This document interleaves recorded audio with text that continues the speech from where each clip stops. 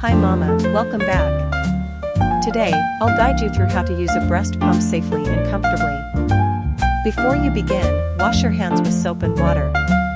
Make sure all breast pump parts are clean, dry, and correctly assembled.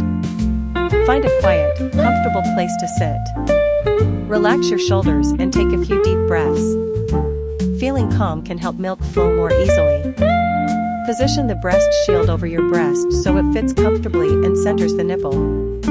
A proper fit helps prevent discomfort and improves milk expression.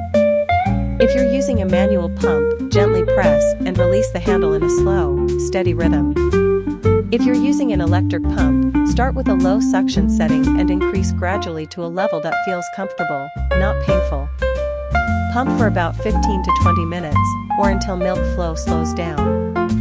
You may switch sides or pump both sides depending on your pump type. When finished, turn off the pump before removing the breast shield.